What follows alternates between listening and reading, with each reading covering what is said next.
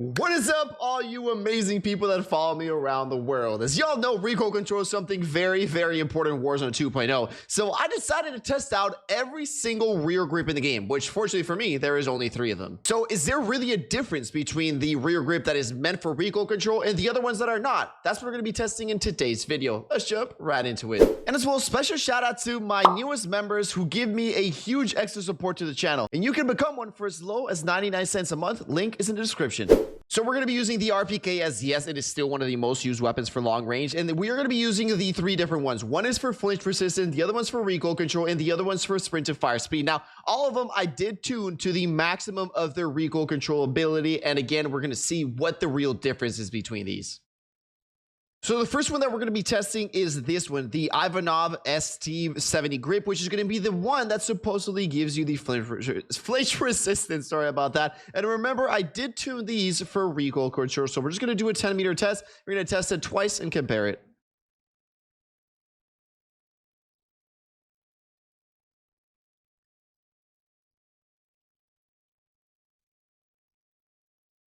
Next one is going to be the Demo X2 grip, which again, this one says is for recoil control. So this one should outperform the other ones by quite a bit. Again, 10 meters, and let's start the test.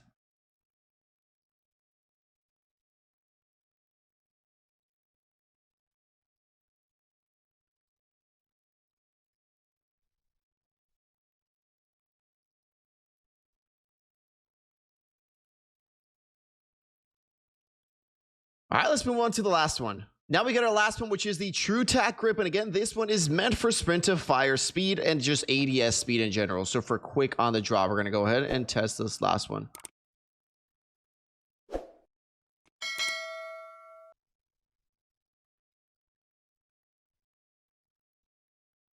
All right, let's go ahead and get a little bit closer here. And again, I will be putting the images on the bottom, but just remember, the one on the left-hand side was the flinch resistant. The ones in the middle is going to be the recoil one, and the one on the right is going to be for the ADS speed, right?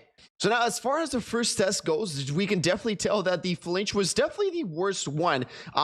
Getting I would say similar vertical recoil to the speed one, but the lines are definitely a little bit more crooked. We can definitely see here, though, that the recoil one was definitely a little bit better in terms of recoil control, and the line was pretty straight. I was surprised, actually, by the sprint to fire one that the vertical recoil, yes, it was a little bit worse, but it actually seems to be in a pretty straight line. So making recoil pretty easy to control, because remember, if the recoil is just going up, it's actually a lot easier to control than the recoil that's squealing. So now that we see which are the 2 best ones for recoil control, we're going to put both of these again head to head. So what we're going to do is we're going to try to control the recoil, but in just one area. So let's test both of the ones at one here. All right, so again, like I mentioned, we're going to be doing the 10-meter test again, but actually trying to control the recoil. And again, the first one we're going to be testing is the recoil control one. We're going to put 2 circles right here, and then the ones next to it, and we're going to compare it. So let's go ahead and try it out again at 10 meters, and let's go ahead and just fully beam.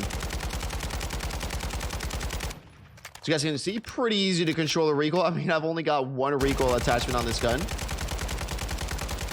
Does move a little bit side to side. As you guys can see, the vertical recoil is not really an issue, but it's more the side to side bouncing on this gun. Let's go ahead and try the next one. All right, remember, the next one that we got is the True Tack grip based on the sprint to fire and ADS speed. And again, this was one of the better performing ones out of these 3. So let's go ahead and blast off. And you can definitely tell, once you're actually trying to control the recoil, you can definitely tell it pulls a little bit more.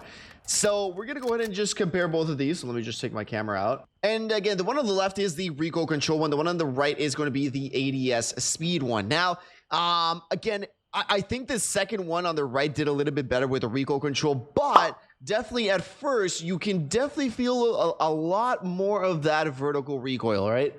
But now tends to the question, do you really need it? Like, I mean, do you really need to go with the recoil one compared to the ADS speed one? And I would just say, if you really want the best recoil possible, then I would say that the rear grip meant for recoil control is definitely going to be a little bit better. I think it works just like all the other attachments, that after you have, let's say you have the best rear grip for recoil control, you have the best muzzle for recoil control, you have the best underbarrel for recoil control, right? When you have the best of them all, you know, giving you that little bit extra edge, I think that's when you can really feel the combination of a bunch of things. But let's just say, for example, that you've got a weapon that is just meant for ADS speed, and you want, let's say, just a little bit extra recoil control, so you want to add the recoil grip. Like, you're like, well, should I add the rear grip for recoil control, or like, should I add the ADS speed one for recoil control? If you really just want a little bit extra recoil control, I really would just suggest using the ADS speed one, because I mean, it's going to give you sprint to fire, it's going to give you ADS speed,